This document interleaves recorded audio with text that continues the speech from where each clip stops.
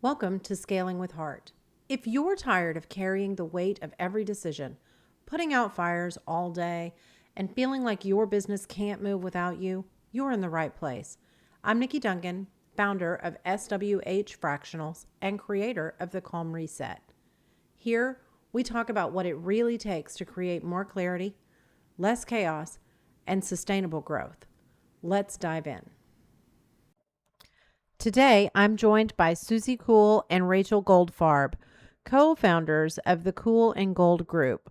Together, they've spent decades building and advising leadership teams at the highest levels, from the UK government and the White House to the Gates Foundation and fast-growing companies. Today, they help CEOs and chiefs of staff design the leadership systems, operating structures, and decision frameworks that allow organizations to scale with greater clarity, alignment, and impact. Suzi and Rachael, thank you so much for taking time to be with me today, even all the way from England. Suzi, where are you coming in from, Rachael? I am currently in Arlington, Virginia, right outside of Washington, D.C. Oh, and she just went dark. Like, Suzi, you were afraid of freezing up. Rachael just went dark on us.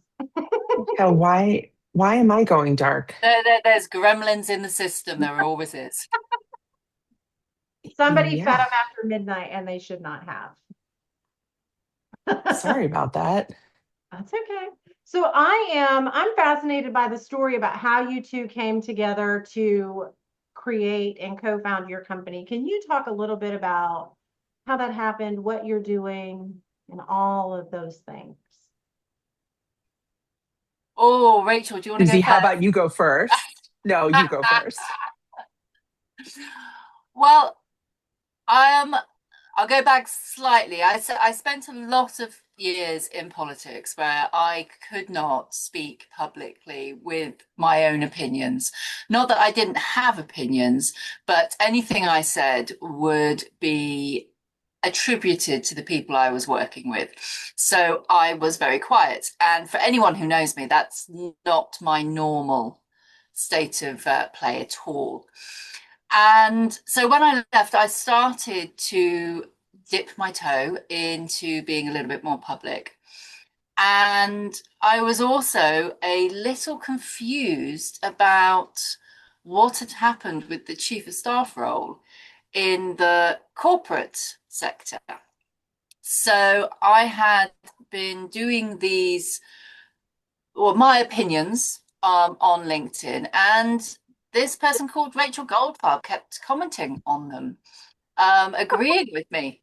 And when I looked at her LinkedIn, there was quite a similar vein of narrative coming from there as well. So we finally agreed to meet, and I will say it because in 40 years we'll still be saying this. I'd sent Rachel a message saying, let's meet, and she ignored me. I did not ignore you. So rude, Rachael. We have talked about this multiple times. I got back to you in 4 days, which on average is actually pretty good for me when it comes to LinkedIn DMs because I'm terrible at them and I never stay on top of them. People wait months to hear back from me. So the fact that you got it in 4 days is actually a miracle equivalent to like the virgin birth. Anyway, keep going. She ignored me for 4 whole days. Oh my God. Anyway, and it means I get to say that so often, and I love No, it. you don't. I want to go back to my DMs and see how long it took Rachael to respond to me now. I'm curious. We had I've this got conversation people. with someone recently, and they said, "Oh, well, Rachel got back to me in 2 hours." So anyway, we did meet, and it was January. I had probably COVID, I think. I could not speak. My husband thought that his 20 years of purgatory of being married to me had all been worth it because no sound would come out at all. But even with no sound, we managed to talk for about an hour. And Oh no, I think it was about two. I think that's a good sign that it felt less. Flew by. It did fly by, and it all started from there because we just like, well, what can we do? What can we do to make things better? And then a little bit later, I'd said to Rachel, well, I've built some of this stuff. Would you like to have a look? And I sent it to her. And Rachel, I'm going to say this is where you come in because I sent it to you and Yeah. you had a look. So Susie said to me, I have a secret. And I said, I love secrets. Please do tell. That's the bread and butter of the chief of staff role, surely, is secrets. Um, and she said, I've built a number of leadership assessments. And I said, great, send me one. So when I said send me one, I thought she was going to send me a test, assessment, something personality driven, whatever. And she said, "Well, I, I'm going to send you the results of the one that I did." And I said, "I don't understand the results." And she said, "Yeah, because I already did it on you." And I thought, okay, either this is somebody who needs to be committed to a mental institution, or That's this could that's be that's really great. the mental I institution bit's still up for debate, by the way.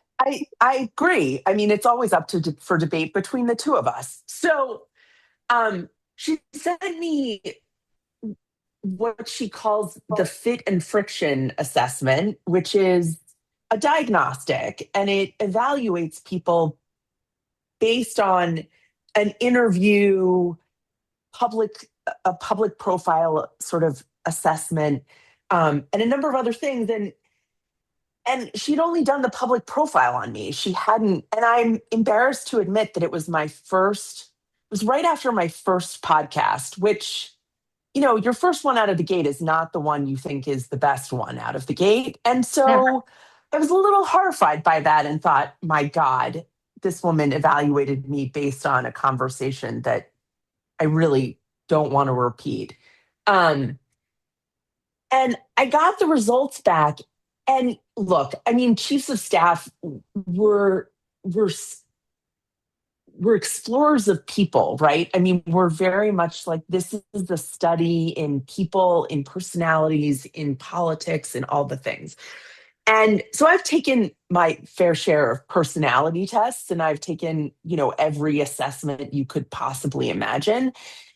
And this one really nailed me, like in a way that was somewhat disturbing. And as I remember it, I texted Susie basically in the middle of her night, which was 1 a.m. I think it was like what, 6? It was at the end of the day for me.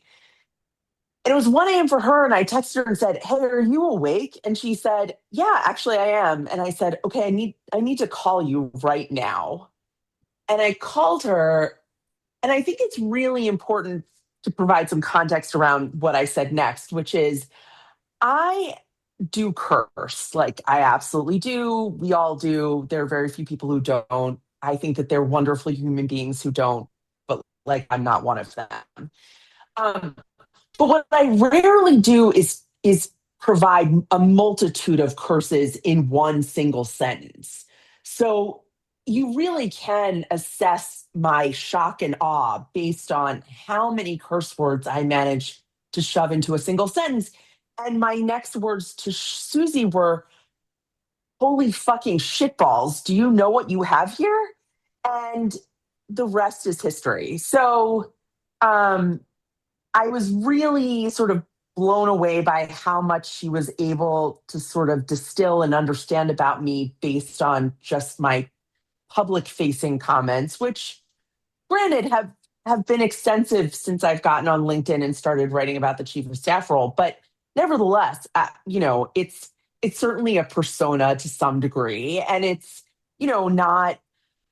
But this thing really just, and what it did was it, and Susie and I sort of talk about this all the time, which is, understanding whether the fit and friction assessment helped us or whether it validated what was already true. I think it was actually probably a little bit of both, but um, it certainly surfaced, how we operate and how we approach the world and how we think about things.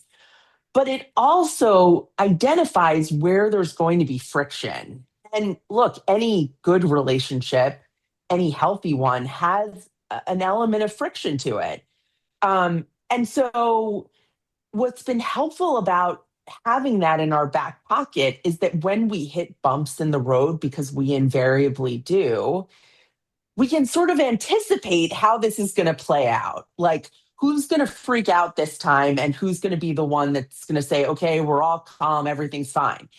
And we switch off because there are things that, upset Suzi in a way that they don't upset me, but there are things that really upset me that where Suzi is completely unflappable. And so between the two of us, um, and I've said this a lot, which is it's been the most sort of fulfilling, supportive, um, creative relationship I've ever had in my career, from a professional standpoint, because I feel completely supported in that there are things that, drive me crazy. And I don't feel like I'm a crazy person because Suzi, sort of carries the weight of those things. And, when I had a sort of minor childcare crisis in the last couple of months, and, it was the first time where somebody said to me, go deal with this. This is more important. And whatever we need to do to get through the next couple of weeks, I'll take care of it. And I know that if anything were to ever happen to Suzi, God forbid, knock on wood, I would say the same thing, right? Which is like, I'm here, don't worry, I'll take care of it. You need to go and deal with this. So it's been this incredibly fruitful and productive relationship. And it just goes to show that the fit and friction was really quite accurate, not just about me, but about how we would deal with each other. So cool. And I think it's she said, you guys said so many things in there. Like, first off, I think I belong with you in the insane asylum. My daughter was over the other night, and in fact, she told me she was buying me a straitjacket for Christmas. That's what mothers are, right? If How you're are you not not getting the straight jacket, you're not doing your job. my Like, my daughter once said to me, "Mother, could you be any more embarrassing?" as a And matter of fact? my exact words were challenge accepted. that's right. And the Okay. next day, I drove her to school, which you had to drive through the school in the fluffiest, brightest pajamas that I could find. Um, yes, we are supposed to be a little bit mad. It's in our That's right. territory. Yes. And my mom is a great example of, I mean, we cannot embarrass my mother, but man, she can embarrass anybody else. Like nobody's business. It is hysterical. So, when you wind up in the insane asylum, know that you'll have company probably one day. Oh, yeah. And they'll all think you're nuts. It's fine, whatever. Yeah. But Fine. when you're talking about the fit and fitness, the fit and friction assessment, I think that is so interesting. And listening to the way you talk about, how, you support each other and you kind of offset each other. When my last job ended, and I went back to school for my bachelor's degree. I started really looking at through the course of my degree and all of the classes and the questions and the things that they were talking about, really started looking at my last workplace. And for the most part, everyone on the team was of a certain age, of a certain skin color, of a certain religious belief and political belief. Everybody was very much, Homogenous. mimicking of each other, right? And Right. it was not there just was not any difference. And then one day, all of a sudden, I remember sitting around the table and looking at it and going, that one's different and that one's different. All of a sudden, we had two people who were just completely different, but they were so outnumbered that when something came up, there was no friction because they didn't feel safe enough to have that Right. alternative viewpoint. And I mean, I always felt supported by my boss. She's not with us any longer. But I always felt supported by her. Rachel, you talk about, having that childcare crisis and, Susie saying, go take care of it. My boss was that person. Family first. Go take care of your family. We'll make it up. Yeah. Work, and that is amazing. And too many people don't have that. But they're also, well, so I had the support, but I also never really felt secure enough to question her and challenge a decision. And I think there's such a balancing act there that so many people could learn from, chiefs of staff, founders, executives, everybody, in how to balance all of that and how to build a well-rounded team that's safe enough to debate and cuss and discuss things. Yeah. And I think, in my mind, and Susie can add to this here, but we were talking to a colleague of ours recently who's also starting a business, and how entrepreneurship sort of brings out the best in people. Um, that's completely, ironic in my tone. I hope that's conveyed. But the thing that we talked about was that part of the reason why Susie and I actually work is in part because we weren't friends before this. We came to this, we didn't know each other very well, but we were both committed to sort of being completely honest with one another, and to sort of recognizing that the two of us have different strengths, and we have different, ways in which we approach the world. And so there's actually, it's a balance, right? And it makes it a lot easier to confront, to be honest, to be sort of, ruthless in like the best sense. But, when Susie says to me, I don't think that's a good idea, I don't take it personally, right? It's not a personal assessment. It's the two of us want this business to work. We want it to help people. We've created it in a way where it helps to bolster the chief of staff position. It helps to bolster executive leadership and how to do that well. And I think both of us, I'll certainly speak for me, which is I've had a lot of really crummy leaders who I've either observed or worked for, and it's sort of amazing to me how, the UK, Susie can talk about the UK, but in America, at least, I think the individual contributor who becomes a fabulous IC, who then becomes a leader because they're an IC, which has absolutely nothing to do with being a leader, is the way in which people move up the food chain. And it just doesn't make any sense to me.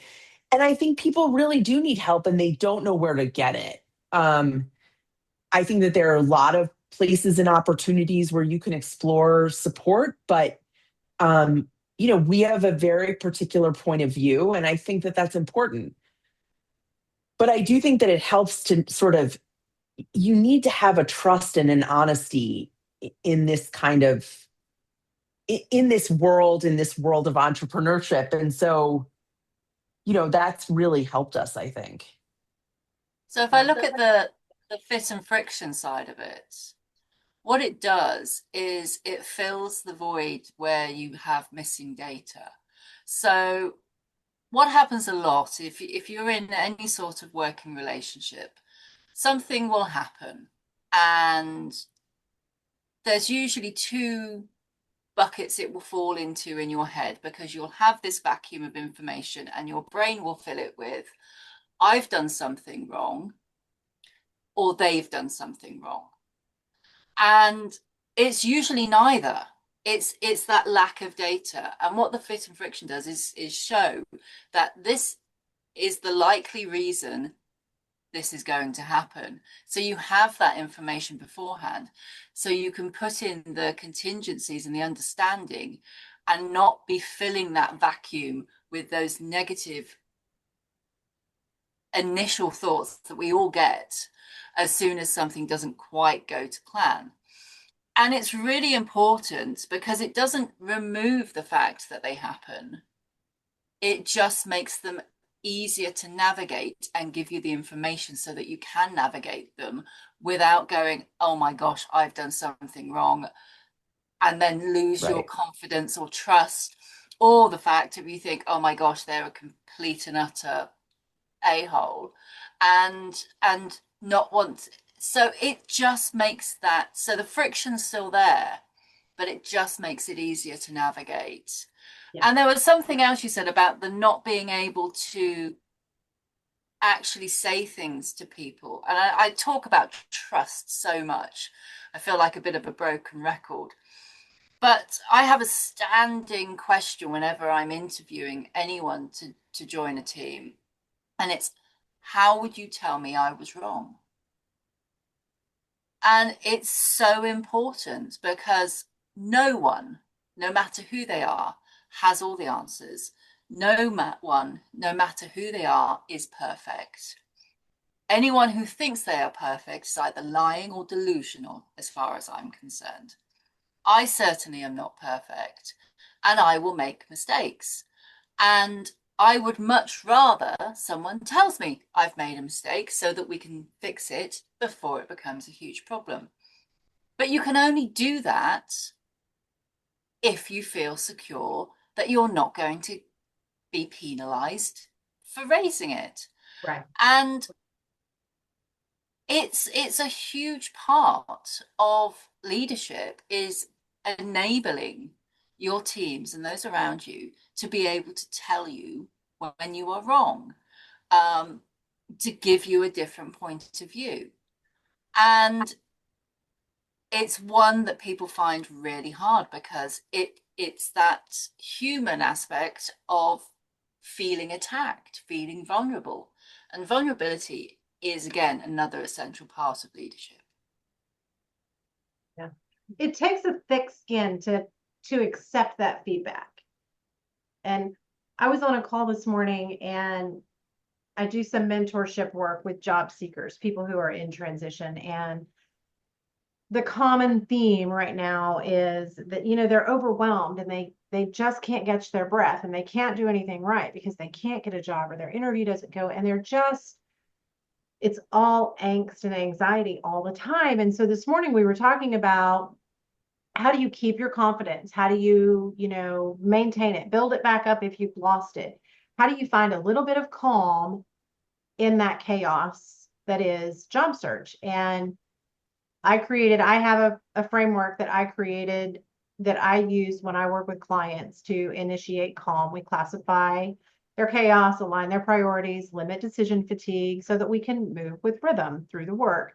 And I adjusted that and tweaked it for job search. And so I created just a 2-page worksheet for people to just real quick in their job search go through. And, as I was going through it, there was one gentleman in the call, and he kind of interrupted me. And then he says, no offense to what you're saying, but here's where I disagree. But But here's where I disagree. And as he started going, he said, when you first started talking, he says, I actually had to turn off my camera to hide my face because he went straight to that negative thought process. And he said it, and he had to take time to quiet his self down and realize that I wasn't speaking directly to him and saying, this is what you're doing wrong in your job search. He said he had, it took him a minute to stop and step back so that he could actually hear a different perspective, and then take whatever part, and I tell people all the time, take what I say. If it works for you, awesome. If it doesn't, trash it. It's my words are not for everybody. And, but he was admitting that it took time to do that. Yeah. And, and obviously he felt pretty confident in the room to be able to come off a camera and say, listen, this is where I thought you were wrong. So I took that as a good sign, right? That, he trusts me enough to have that space in a room of 30 people. But that's a hard thing to accomplish, and set that tone where people can give that feedback. And it takes a really thick skin, and a lot of leaders I've known don't have that skin. So I've got to tell you, I'm going to challenge you a little bit, I think. Yeah, I was going to say, I don't think it needs thick skin, but I let's don't go. think it needs thick skin. I think what you need to understand is that if you hire the right people around you and you surround yourself with the right people, then you need to trust that they are telling you things because they want to make the organization better. And this is the ultimate role of the chief of staff, in essence, in that they are the one person in your C suite who is not a sycophant and who doesn't think that you are the greatest thing since sliced bread. And they're the ones that say to you, no, you can't do that. You just can't. And here are the 16 risks and issues that are going to come up here. And I think, look, it's really hard because it's a lot like dating and it's a lot like college applications, which I sort of feel like are all one and the same thing, in that you really need you're putting yourself out there, right? You're putting yourself out there, and it's job applications too, right? Putting yourself out there, you're showing everybody your spots and all the things, right? But the reality is these interactions that you have with people, and part of the reason why Suzi and I started to do Cool and Gold Group is because you get an instinct based on 30 seconds, right? 40, I mean, it's actually less than 30 seconds where you make a sort of assessment about people and who they are and what they're doing, what motivates them, and all the things that happen. It happens in 15 seconds. Much like an admissions officer will read an application for 10 seconds. And that's about all you've got until you have to hook them. And I think part of the role of the chief of staff, not that you asked this, but I'm going on a tangent here, which is, ultimately, um, you need to be the one to say, look, I've got to raise this mirror for you. And it's not personal. It's about making this organization better. It's about strengthening the organization so that we can achieve your vision, your goals, your mission. And it really isn't about anything personal. And so the thick skin, I think, is probably where some leaders go wrong, right? Is that they sort of think that this is a personal assessment, when in fact it's quite the opposite. It's, you know, again, like job application. Did the person who's interviewing you spill coffee on their shirt that morning? Probably pissed them off. And so now their day is sort of bummed out, right? Like there's so many other things that happen in the world.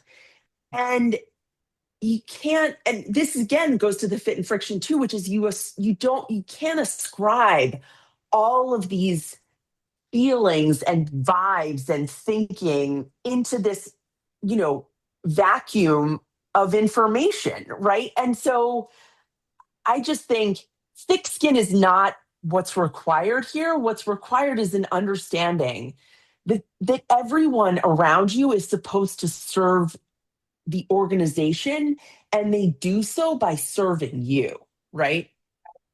Suzi, I don't know if you have anything to add to that, I but think when I say thick skin, I don't mean hard. I mean open-minded enough that every little piece of feedback is not a personal assault. So that's I think, exactly right. Yeah, the it's thing I not was going, it's not like, I've got a leather hide, but it's, you go ahead and tell me what you need to say. I can take it. It's not going to hurt me. I'm not going to cry. I'm not going to weep in a corner for an hour or two or days or whatever. Like I can take it, learn from it, and pivot and keep moving. And Right. it's an openness. I'm not overly sensitive to feedback, I is think what it is the you're right. sensitivity aspect, and it's the realization that the only person that is responsible, the only person that's responsible for my reaction is me. And the same for other people. So if someone says something to me and I have the reaction that is negative, I can almost guarantee it's because I haven't had enough sleep. Um, That's it's true. I've seen that. because I've seen that. I'm not great when I haven't had enough sleep. I will admit my patience declines a little bit. My diplomacy disappears completely. I become a very unpleasant person at times. Um, but I know it's because of my sleep, and I know that it's me. It's not because of what the other person has said. And and that gets missed quite a lot. I will tell you a story about my husband. And he had had a message on his phone from a client, and he had got quite annoyed by it and said, "This is completely unacceptable. They have said this." And I listened to what they said and I said, "Okay, can you now read that out again in a calm voice?" And he did. And I could see the light bulb go off. And I said, "Are they being unreasonable, or are you a little bit grumpy and you have read it that way?" And he realized there was nothing unreasonable in the message. It was the context that he had read into it. Mhm. And again, I had this message from someone a while back, a couple of years ago, and it said, I had done something and it said thank you in capital letters. Who sends a message in capital letters with an exclamation mark? And I had to ask them, I said, "Did you mean thank you? Or did you mean thank you, don't ever do that again?" And it was the former, but you can read context in things. Words are really bad, but it's the same in interactions. You can read context that you are putting onto things. And that's when the vulnerability, the fears, the negativity, but realizing that is probably the game changer when you are working in teams, leading people, trying to drive things forward, that your reaction is down to you, not down to what anyone else has said to you. Yeah. I used to tell franchisees when I supported a group of franchisees, I had a couple of them in particular who would come into meetings and they would just really want to drop a bomb in the middle of things and blow shit up and see what can we rile up? And, I had a couple of them and I used to always tell one of them in particular, we are not discussing that because we can't control it. It's beyond our control. We're going to talk about what we have control of. What can we change and move forward? That's a requirement from corporate. It is what it is. But where can we control it? And you can't control corporate, but you can control how you respond to corporate. And so it's exactly what you're saying, Suzi. It's our reaction to things and knowing what's feeding things. And it's funny you tell that story about your husband and his client because just night before last, my husband had a client who just went off on him and he was ready to go off on her. And I'm like, whoa, whoa, let's reread that and let's think about what's actually going on and why that happened. Um, and trying to calm him down a little bit in that way. So it's really interesting. And it takes a lot Actually, that of just emotional intelligence. just reminded me. I mean, years ago, we used to have group of a group of roadside restaurants called Little Chef in the UK. And one of my first jobs while I was doing my A levels was at a Little Chef. And I remember the training there on how to deal with customer complaints. And it stuck with me because they said nearly 9 times out of 10, they are not complaining about the service. They're not complaining about the food. They're complaining because they've had a long journey. They've been stuck in a traffic jam. They've had to deal with a sick child in the car, or they've been with their in-laws all weekend and they're at the end of their tether. And when you see it like that and go, okay, this isn't personal, there could be other things going on here. I will fix what I can. I can't take everything away from it. It completely changes how it impacts you and how much energy it takes for you to deal with it. So what other people are going through, again, it's not your responsibility, but understanding that people are going through other things and it could be contributing to how they behave. Oh, yeah. Enables you to be able to navigate that. It's funny because my customer service experience, so my mother, who unfortunately passed away many years ago, was particularly fabulous at getting things that she wanted or needed. It was like a skill unlike anyone I have ever seen. And one of the things that I learned from her is, well, two things. One is you always provide great feedback for people who are doing really well, right? You don't just complain. There's also an acknowledgement. And I will often do this to me. I mean, I don't mean to do this, but it's what happens, which is I say to somebody who's doing like a fabulous job, hey, can I talk to your manager? And they sort of freeze for a minute and think, oh my God, what is she going to say? And I say, because I want to tell them how fabulous you are. They're not paying you enough. Whatever they're paying you, like this is an amazing customer service experience and somebody should know about it. That's one. But the other thing, to Suzi's point, which is I always say to people when I'm about to complain to them, I say, I know you're not responsible for this. This is not, you haven't done this, but I need to complain to somebody, and you're unfortunately the person that picked up the phone. And so once I do that, it actually helps to further the conversation because I've taken out any of the potential attack. Like, I'm not attacking you. I'm actually attacking this problem and I don't know how to deal with it. And I'm just going to vent for a minute and you guys just have to deal with that. Right.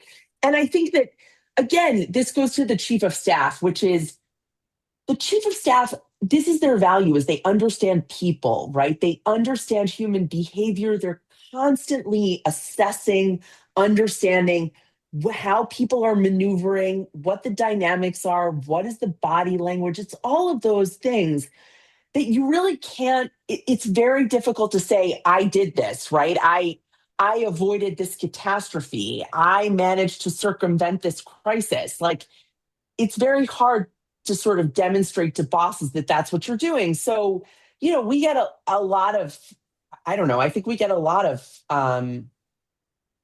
what's the word? We get a lot of the fallback. We get a lot of the crap that comes up and people come to complain to us. And I think, that speaks to how important it is to be vulnerable, but to also be precise in your language and to sort of think through, okay, what's this? When I say this, there's going to be an impact. What is it going to be? And what does it mean? And, I've said some really colossally stupid things, but I learned from it and I, try not to repeat it again. But again, this goes to sort of why I think chiefs of staff are so important in workplaces, especially as AI becomes more and more ubiquitous. I just think this is, having somebody who understands people in the room is going to be absolutely essential. I agree completely. And I don't want to, I know we don't have much time left. So I'm going to ask both of you if you have any parting thoughts or pieces of advice or how people can reach out to you and anything you want to leave people with as we wrap up. Because we could be here forever, I think, if we don't.